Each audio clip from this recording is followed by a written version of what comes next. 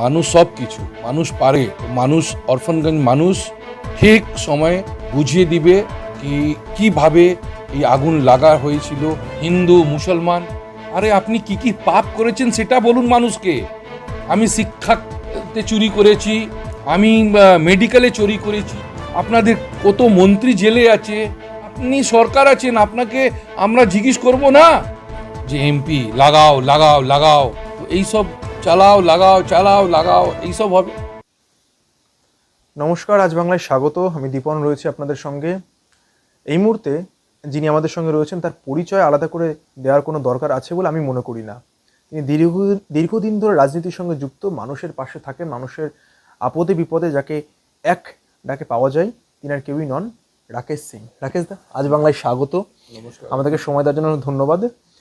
রাকেশ দা, প্রথমেই যে বিষয়টা নিয়ে আলোচনা শুরু করব, প্রায় এক মাস আগে আমরা দেখলাম যে খিদিরপুর মার্কেটে আপনারই বাড়ির সংলগ্ন এলাকায় সেখানে আগুনে ভস্মীভূত হয়ে গেল কয়েকশো দোকান, এবং সেখানে গিয়ে কোটি কোটি টাকার জিনিস পুড়ে ছাই হয়ে গেল। কিন্তু এক মাস পর আমরা আপনার বাড়িতে ঢোকার ঠিক আগে আমরা দেখে আসলাম, অবস্থা একই রকম রয়েছে। মানে কোনো কি পরিবর্তন, কোনো এনকোয়ারি, কোনো কিচ্ছু নেই, কি বলবেন? 15 জুন, আর দুদিন বাকি হচ্ছে এক মাস আগুনটা লেগেছিল, সেটা এক মাস পূরণ হয়ে যাবে।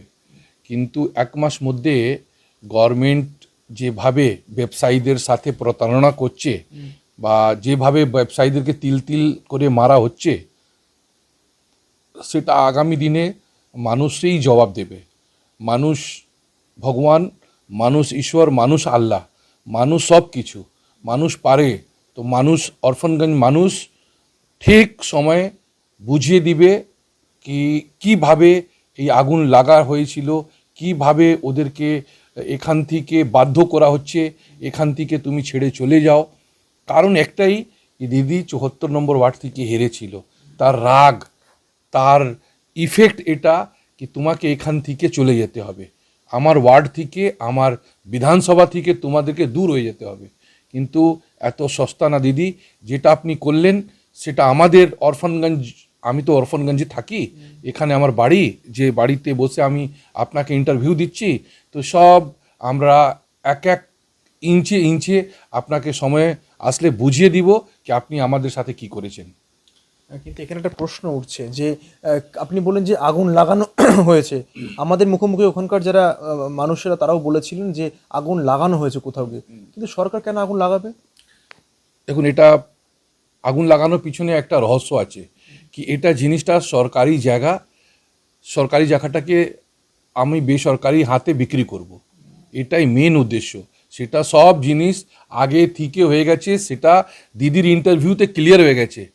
উনি কি করে জানলেন? উনি তো ইন্টারভিউ দিয়েছেন কি আপনাদের জন্য আগে থেকে আমরা একটা আলাদা জায়গা করে রেখেছি।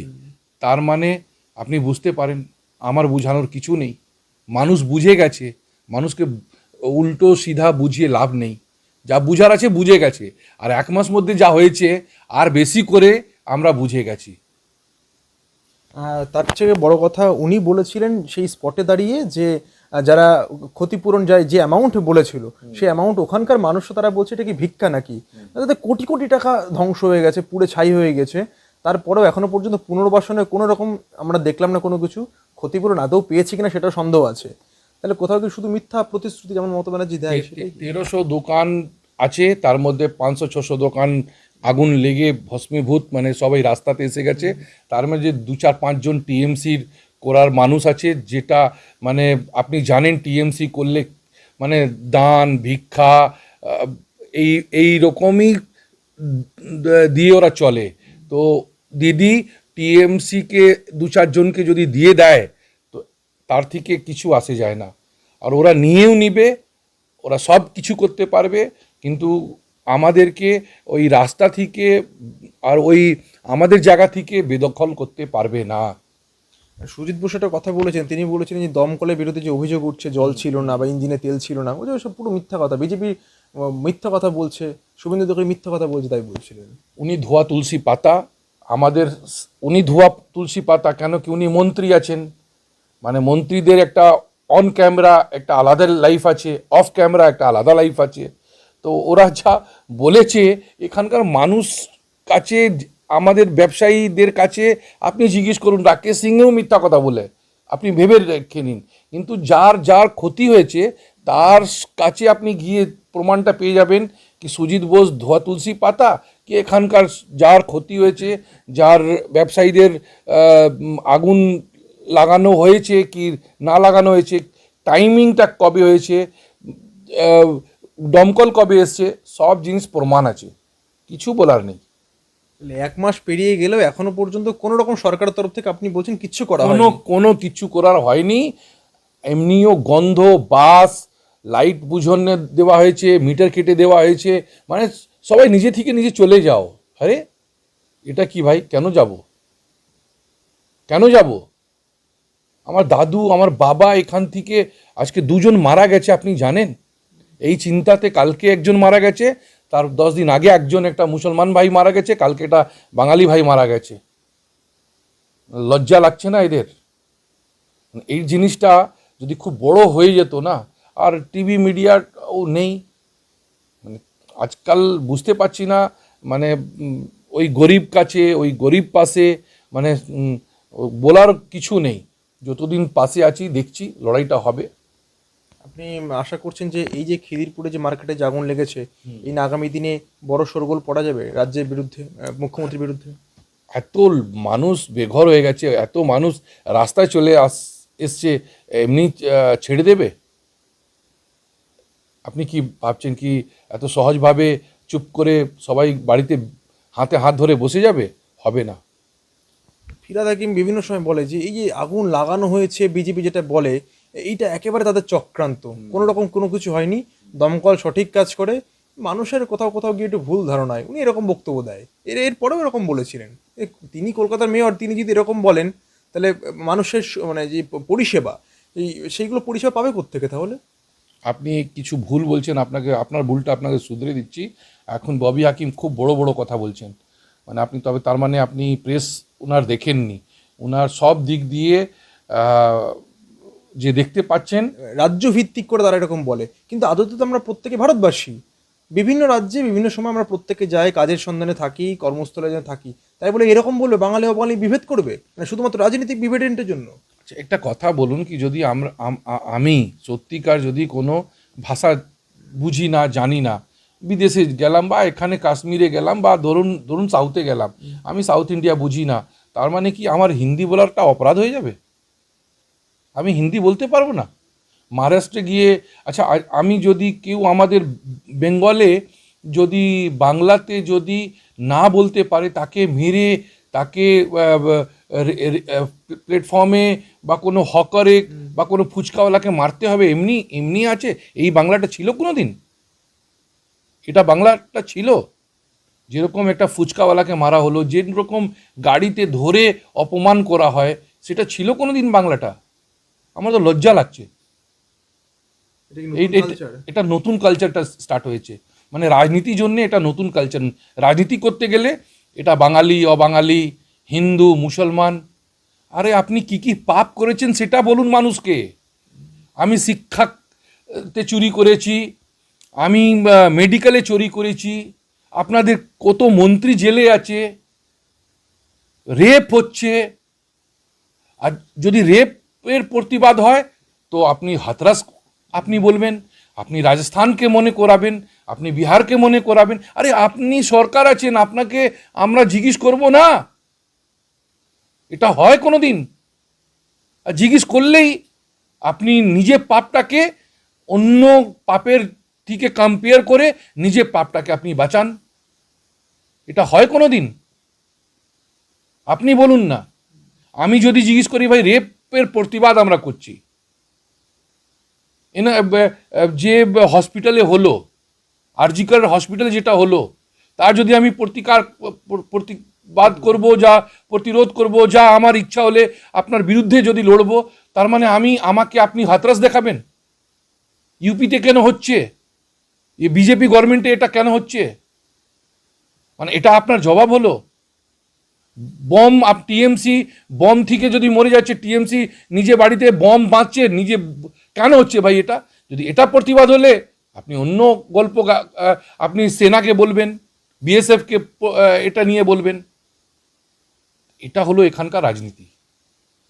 রাজনীতির মধ্যে আমার বিরুদ্ধে কিছু বলতে হবে না, চুপ করে থাকতে হবে। তবেই তাহলে মমতা ব্যানার্জি পছন্দ। চটি চাটতে হবে না, ওনার হাওয়াই চটিটা চাটতে হবে, সেটা পারা যাবে না, সেটা হবে না। আপনি রেপের কথা বলেন, এই কথায় প্রসঙ্গে এটা না বললেই নয়। বিগত আমরা যদি লাস্ট এক সপ্তাহ যদি আমরা ডেটা দেখি, জায়গায় আর জায়গায় সব দিক দিয়ে যে দেখতে পাচ্ছেন, কান দিয়ে উনি দেখেন আর চোখ দিয়ে উনি শোনেন।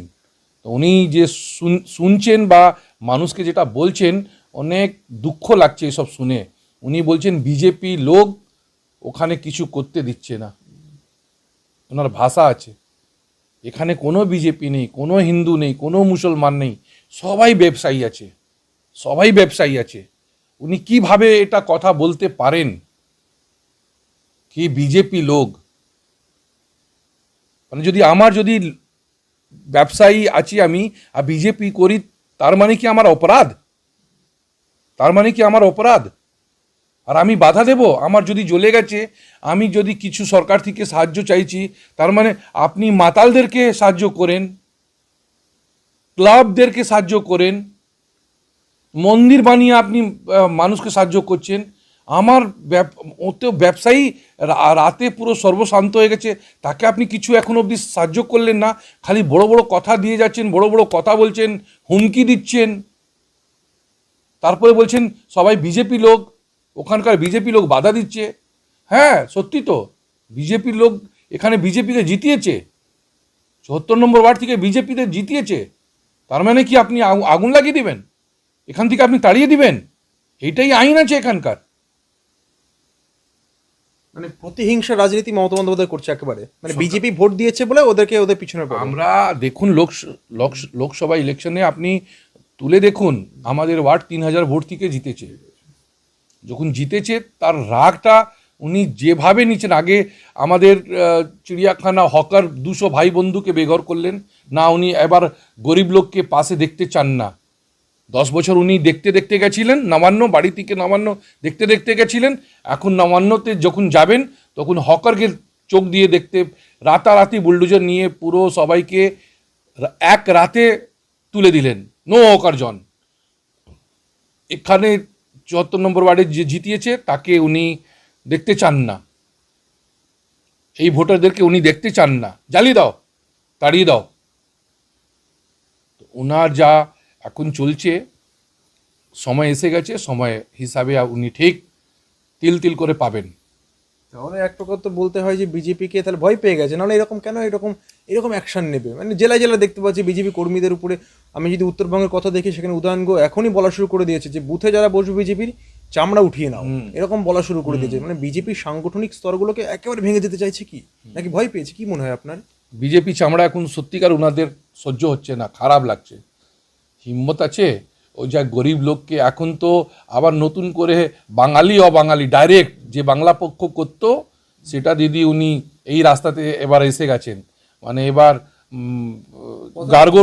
গার্গোর যে বাংলা পক্ষ, যেটা মানে যেভাবে নোংরা নোংরা গুটকাখোর, চোর, মারবাড়িদেরকে গালাগালি, গুজরাতিদেরকে গালাগালি, যে স্টাইলে মানে ওরা স্টার্ট করেছে, কি মানে যেরকম মহারাষ্ট্রে যখন হচ্ছিল, মানে সবাই লোক কন্ডেম করছে। কিন্তু বাংলাতে অস্ত্র একটাই এবার আছে, হিন্দু মুসলমান তো মানে মুসলমানদের কাছে তো নিয়েছেন কি যদি মুসলমানরা আমাকে ভোট না দেয় তো সিএ এসে যাবে, এনআরসি এসে যাবে, মুসলমানকে এখান থেকে তাড়িয়ে দেওয়া হবে। মুসলমানরা ভয় পেয়ে গেছে, দিদি কাছে চলে গেছে। এবার আর কি করতে হবে? বাঙালিকে কিছু ধরতে হবে। মানে ওটা কি ওষুধ আছে? ওটার ওষুধ আছে কি বাঙালি অবাঙালি করো। বিহারিদেরকে এখানে বলো কি তোমরা বিহার চলে যাও, গুজরাতিরা তুমি গুজরাট চলে যাও, পাঞ্জাবিরা তোমরা পাঞ্জাব চলে যাও, মারাঠিরা তোমরা মহারাষ্ট্র চলে যাও। এই সব নিয়ে রাজনীতি খুব নোংরা, খুব নোংরা। এটা কিন্তু ফসলটা দিদিকে কাটতে হবে। এই যে বীজটা উনি করছেন, এই ফসলটা রাজনীতিতে দিদিকেই বইতে হবে, দিদিকেই বুঝতে হবে। কিন্তু রাকেশ যে কথা আপনি বললেন, আমরা শুনি বাংলা পক্ষ থেকে শুরু করে বিভিন্ন এরকম ওদের যারা সাপোর্টার, তারা এরকম রাজ্য ভিত্তিক করে তারা এরকম বলে, কিন্তু আদতে তো আমরা প্রত্যেকে ভারতবাসী। বিভিন্ন রাজ্যে বিভিন্ন সময় আমরা প্রত্যেকে যাই, কাজের সন্ধানে থাকি, কর্মস্থলে যেন থাকি, তাই বলে এরকম বলবে বাঙালি অবাঙালি বিভেদ করবে, মানে শুধুমাত্র রাজনৈতিক বিভেদের জন্য? আচ্ছা, একটা কথা বলুন, কি যদি আমি সত্যিকার যদি কোনো ভাষা বুঝি না, জানি না, বিদেশে গেলাম বা এখানে কাশ্মীরে গেলাম বা ধরুন ধরুন সাউথে গেলাম, আমি সাউথ ইন্ডিয়া বুঝি না, তার মানে কি আমার হিন্দি বলারটা অপরাধ হয়ে যাবে? আমি হিন্দি বলতে পারবো না? মহারাষ্ট্রে গিয়ে, আচ্ছা আমি যদি কেউ আমাদের বেঙ্গলে যদি বাংলাতে যদি না বলতে পারে, তাকে মেরে, তাকে প্ল্যাটফর্মে বা কোনো হকারে বা কোনো ফুচকাওয়ালাকে মারতে হবে, এমনি এমনি আছে? এই বাংলাটা ছিল কোনো দিন? এটা বাংলাটা ছিল? যেরকম একটা ফুচকাওয়ালাকে মারা হলো, যেরকম গাড়িতে ধরে অপমান করা হয়, সেটা ছিল কোনো দিন বাংলাটা? আমার তো লজ্জা লাগছে। এটা নতুন কালচারটা স্টার্ট হয়েছে, মানে রাজনীতির জন্য এটা নতুন কালচার। রাজনীতি করতে গেলে এটা বাঙালি অবাঙালি, হিন্দু মুসলমান, আরে আপনি কি কি পাপ করেছেন সেটা বলুন মানুষকে। আমি শিক্ষাতে চুরি করেছি, আমি মেডিকেলে চুরি করেছি, আপনাদের কত মন্ত্রী জেলে আছে, রেপ হচ্ছে। আর যদি রেপের প্রতিবাদ হয় তো আপনি হাতরাস আপনি বলবেন, আপনি রাজস্থানকে মনে করাবেন, আপনি বিহারকে মনে করাবেন। আরে আপনি সরকার আছেন, আপনাকে আমরা জিজ্ঞেস করব না? এটা হয় কোনো দিন? আর জিজ্ঞেস করলেই আপনি নিজে পাপটাকে অন্য পাপের থেকে কম্পেয়ার করে নিজে পাপটাকে আপনি বাঁচান। এটা হয় কোনো দিন? আপনি বলুন না। আমি যদি জিজ্ঞেস করি, ভাই রেপের প্রতিবাদ আমরা করছি, যে হসপিটালে হলো, আরজিকর হসপিটালে যেটা হলো, তার যদি আমি প্রতিবাদ করব, যা প্রতিরোধ করব, যা আমার ইচ্ছা হলে আপনার বিরুদ্ধে যদি লড়বো, তার মানে আমাকে আপনি হাতরাস দেখাবেন? ইউপিতে কেন হচ্ছে? এই বিজেপি গভর্নমেন্টে এটা কেন হচ্ছে? মানে এটা আপনার জবাব হলো? বললেন আমরা যদি লাস্ট এক সপ্তাহের যদি আমরা ডেটা দেখি, শিক্ষা প্রতিষ্ঠানগুলোতে পর্যন্ত রেপের শিকার হচ্ছে পড়ুয়ারা।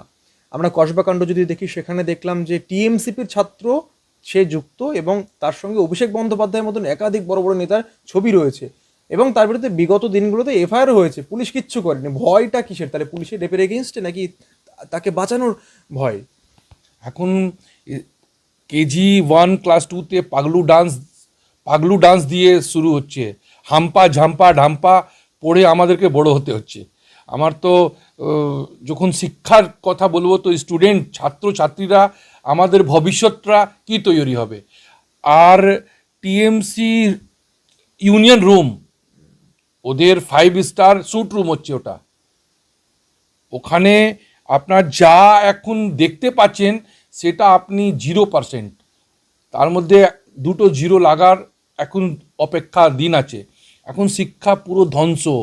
এই একটা দুটো আপনি দেখতে পাচ্ছেন, হাজার হাজার এমনি ম্যাঙ্গো আছে, পাকা আম।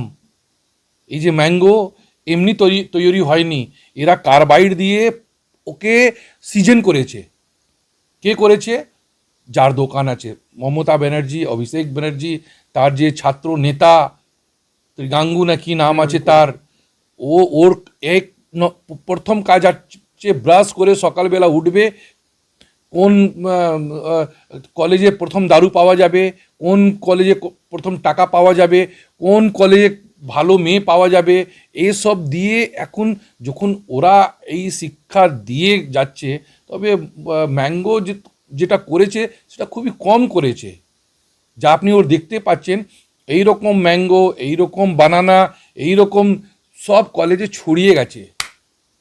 এবং হ্যাঁ, আপনি যেটা বলেন, মানে প্রতিদিন যত দিন যাচ্ছে তত এরকম ঘটনা ভাইরাল হচ্ছে, এবং আমরা যেটা আশঙ্কা করছি, এরকম ম্যাঙ্গো অনেকেই রয়েছে একদম। এবং যাদের বিরুদ্ধে কোনো রকম স্টেপ পুলিশ এখনো পর্যন্ত দিতে পারছে না, কারণ একটাই গায়ে ট্যাগ লাগানো আছে টিএমসিপি। মানে এটা থেকে মুক্তির উপায় কি? ড্রাইভিং লাইসেন্স আছে ওটা, এটা লাইসেন্স, টিএমসি ড্রাইভিং লাইসেন্স ওটা। মানে তুমি গাড়ি চালাও, যেভাবে চালাও, কিন্তু তুমি চালিয়ে যাও। আর কি নাম ওই যে এমপি, লাগাও লাগাও লাগাও, তো এইসব চালাও লাগাও চালাও লাগাও এইসব হবে। সায়নী ঘোষ, উনি তো আমাদের ভগবানের কাণ্ডম দিয়ে শিখিয়েছেন। এবার বক্তৃতা যখন দেন তখন মানস ভুঁইয়া বলেন লাগাও লাগাও, তো উনি বলছেন লাগাও লাগাও। তো ড্রাইভিং লাইসেন্স দিয়ে ম্যাঙ্গোরা চালিয়ে যাচ্ছে, পাগলু ডান্স করে যাচ্ছে। এখন কলেজের শিক্ষা নিয়ে যদি আমরা এইসব বলি তো আমাদের লজ্জা লাগবে না? আপনি চিন্তা করুন, আমাদের লজ্জা লাগবে না? আমাদের ভালো ঘরের ছেলে মেয়ে কোনো ইউনিভার্সিটি কোনো কলেজে পড়তে যাবে বা কোনো বাবা মা ভয় পাবে? মানে কোনো সরকারি, আগে তো প্রেসিডেন্সি কলেজ, মানে যাদবপুর কলেজ, যেখানে বাংলাতে কোনো ইউনিভার্সিটিতে আমরা গর্ব পেতাম কি এখানে আমাদের অ্যাডমিশন মানে হওয়ার মানে ভাগ্য এটা। কিন্তু দিদি এই জায়গাটা নিয়ে আসলো, টিএমসিপিরা এই জায়গাতে নিয়ে আসবে, আমরা লজ্জা বোধ করছি, চরম চরম লজ্জা বোধ করছি এটা নিয়ে। এখানে একটা প্রশ্ন, মানে আপনি এটা আমার উপর রেগে যেতে পারেন, কিন্তু একটা কঠিন কথা না বললেন না, সত্য কথা। সেটা হলো যে এতগুলো ইস্যু, দুর্নীতি টিএমসি বিরুদ্ধে, রেপের মতন ঘটনা ঘটছে, শিক্ষাক্ষেত্রে দুর্নীতি, এত রকম ইস্যু আছে রাজ্যে, বিরোধীদের হাতে এতগুলো অস্ত্র। বিজেপি কি ব্যাকফুটে নাকি? এতগুলো অস্ত্রগুলো কাজে লাগাচ্ছে না কেন? মানে ফুল টাচ 4 ছক্কা খেলতে পারছে না, হোয়াইট বল নো বল হয়ে যাচ্ছে শুধু। ভাই আমার রাগ হচ্ছে না, আমার নিজের কষ্ট লাগছে। আমার নিজের কষ্ট লাগছে। যেদিন কসবা কাণ্ড হয়েছিল তখন আমি জাস্ট ব্রেকফাস্ট করে আমি রথ পূজার জন্যে আমি তৈরি করছিলাম যাব, কিন্তু ওখানে গিয়েও আমার মনটা মানেনি। আমি একটা কর্মী হিসাবে, একটা বিজেপি কর্মী হিসাবে পতাকা নিয়ে আমি কসবা থানায় ঢুকে গেছিলাম। তবে এটাকে আমরা যেভাবে মানে দলগতভাবে, যেটা একটা ম্যাসিভ একটা মানুষ কাছে মানে ওর বুকে পৌঁছে যাওয়ার আমাদের চেষ্টা ছিল, সেটা আমরা করতে পারিনি। দুঃখ লাগছে। খালি আমার একা আর শুভেন্দু অধিকারী পারলে বা 2-4 জন পারলে হবে না। এখানে যদি মমতা ব্যানার্জি থাকতো সেটা দেখিয়ে দিত। সেই জায়গাতে আমি মানে দেখেছি, ওনার প্রতিবাদটা দেখেছি, সেসব প্রতিবাদকে আমরা সম্মান জানাই। সে প্রতিবাদ আমরা করতে পারছি না, সেটা নিয়ে আমাদের দুঃখ লাগছে। আর কত ইস্যু, শিক্ষাক্ষেত্রে ইস্যু আছে, খাদ্য ক্ষেত্রে ইস্যু আছে, স্বাস্থ্য ক্ষেত্রে, সে সব ক্ষেত্রে যাবেন মানে দুর্নীতি, ভর্তি দুর্নীতি। কিন্তু জেলে পাঠাতে জন্যে সিবিআই আমাদের অস্ত্র চাই। আরে ভাই, রাস্তায় মানুষ কাছে নামতে হবে আমাদেরকে। এখানে আমাদের কি আছে, নামতে জন্যে আমাদেরকে আগে মন্ডল প্রেসিডেন্ট কাছে যেতে হবে, তারপরে ডিস্ট্রিক্ট প্রেসিডেন্ট কাছে যেতে হবে, তারপরে স্টেট প্রেসিডেন্ট কাছে যেতে হবে। এত অপেক্ষা করলে কি রাজনীতি করব? আপনি বলুন না, আমরা কি রাজনীতি করব? কোথায় রাজনীতি করব? মানে প্রোটোকলটা কি বেশি মেনটেন হয়ে গেছে বিজেপিতে? মানে প্রোটোকল খুব খুব প্রোটোকল, তারপর মানে চরম গুটবাজি। এটা ভিকটিম আমরা। আপনারা যারা সবসময় মানুষের পাশে থাকেন, হ্যাঁ, আমাদেরকে জবাব দিতে হয়। আমাদের দিলীপ ঘোষ জবাব দিবেন না? দিলীপ ঘোষ কাছে এত বডিগার্ড আছে, এত সিআইএসএফ আছে। এবার বৌদি বলছেন কি আমি লড়বো, কিন্তু ভালো জায়গা আমাকে দিতে হবে। ওই জায়গা যেখানে আমি মনে করব কি এখানে আমি জিতে যাব, সে জায়গা ওনাকে, বিজেপি পার্টিকে দিতে হবে। আর বিজেপি পার্টি দেবে। অন ক্যামেরা বৌদি বলছেন কি ওখানেই আমি লড়বো, যেখানে আমার মনে হবে কি আমি জিতে যাব, সেখানে ওই জায়গাতে আমি লড়বো। আর আপনি দেখবেন বৌদি ঠিক পাবেন, টিকিট পাবেন। হ্যাঁ, উনি পাবেন টিকিটটাও উনি পাবেন। কিন্তু উনি তো বিজেপির কোনো কাজ সেরকমভাবে করেছেন বা লড়াই করেছেন কিনা জানি না। এখন আমার মনে হচ্ছে না কি যার কাছে সব আছে, সোর্স আছে, পয়সা আছে, আর কিছু বেশি বলতে যাব না। কেন কি আপনি তো জানেন বিজেপি খুবই মানে এইসব জিনিসটা ডিসিপ্লিন, শৃঙ্খলা পছন্দ করে, তাই জন্যে আমি ওই শৃঙ্খলাটা ভাঙতে যাব না। কিন্তু আপনি বুঝুন কি এত ইস্যু হওয়ার পর আমরা লড়তে পারছি না, দুঃখ লাগছে। তাহলে কি ভালো লিডারের কি অভাব বিজেপিতে? না, লিডারে কোনো অভাব নেই। কি বলবো, লিডারে কোনো অভাব নেই। এখন চলছে দেখুন 2024-এ তো আমরা সবাই বলছি কি আমরা মানে মমতা ব্যানার্জি শেষ দিন দেখবো, আমিও ওর মধ্যে একটা শেষ দিন দেখার একটা লোক আছি, দেখতে চাই, মন দিয়ে দেখতে চাই, ইচ্ছে আছে মরার আগে কি এখান থেকে মমতার শেষ দিন দেখে আমার শেষ হোক, কিন্তু পারবো কি পারবো না আমি জানি না। 26-এ ক্ষমতা আসতে পারবে কি পারবে না সেটা এখনো হ্যাঁ, আশঙ্কা। মানে স্বপ্নটা দেখছি, স্বপ্নটা আমাদের নেতারা দেখাচ্ছেন, কিন্তু রাস্তায় তো দেখতে পাচ্ছি না। রাস্তায় নেবে, মাঠে ঘাটে আমাদের প্রশাসন বিরুদ্ধে আমরা এই লড়াই করতে পারছি না, যেটা আমি ফিল করছি এটা। এবং রাকেশদা শুধু এটা না, অনেক বিজেপি নেতার সঙ্গে আমরা কথা বলেছি, তাদের একটাই বক্তব্য যে বুথে যে স্ট্রং, বুথের সশক্তিকরণ সেটা কিন্তু বিজেপি অনেকটা পিছিয়ে আছে। আর যেমনটা বিজেপি সবসময় অভিযোগ করে যে টিএমসি বুথে রিগিং করে, তার বিরুদ্ধে লড়তে হলে আমাকে তো শক্তি জোগাড় করতে হবে। সেইখানে কি কোথাও কি মনে হচ্ছে যে বুথে যারা একেবারে গ্রাসরুট লেভেলের যারা কর্মী, তাদেরকে বিজেপি মোটিভেট করতে পারছে না, কি পজিটিভ কোনো কিছু করতে পারছে না, এটা মনে হচ্ছে? এখানকার নেতারা না, আমাদের বিজেপি নেতারা লোকসভার এমপি যখন প্রয়োজন লাগবে তখন আমরা বলতে পারবো কি বুথের লোকটা পাঠাতে হবে লোকসভার মধ্যে, আর লোকসভার এমপিকে রাস্তায় নামাতে হবে, বুথে পাঠাতে হবে। এইসব অজুহাত হলে চলবে না। রাস্তার মধ্যে রাস্তার লোক যে ভাষায় টিএমসি বুঝবে সে ভাষায় জবাব দিতে জন্য আমাদেরকে লোক তৈরি করতে হবে। সে জায়গা কোনো ওই ভাষায় লোক নেই আমাদের কাছে, তৈরি হয়ে যেত, কিন্তু অনেক পদাধিকারী যে বসে আছে না, মানে যে পছন্দ করে নিজের লোককে, নিজে হাত পা থাকবে, যদি অন্য লোক যদি এসে যায় তো আমার চেয়ার হিলে যাবে, ডুলে যাবে, তো ওইসব লোক আসতে দিচ্ছে না। আর এখানকার কর্মীরা বুঝে গেছে ওইসব কত লোক আছে। আমাদের 6 নম্বর মুরলীধর এখন নতুন সভাপতি এসছেন, উনি যদি চোখ খুলে কান খুলে যদি দেখবেন তো আশা করি কি বিজেপি একটু দাঁড়াতে পারবে। শ্রমিকদের সঙ্গে কথা হয়েছে ব্যক্তিগতভাবে না, আপনার? ব্যক্তিগতভাবে আমার দেখা হয়নি, কিন্তু আমি সেদিন সায়েন্স সিটিতে ছিলাম, কত ভিড়ে আমিও একজন ছিলাম। তো আশা রাখছেন যে এই শ্রমিক ভট্টাচার্যের হাতে এবার এটা কিছুটা অন্যরকম হতে পারে খেলা?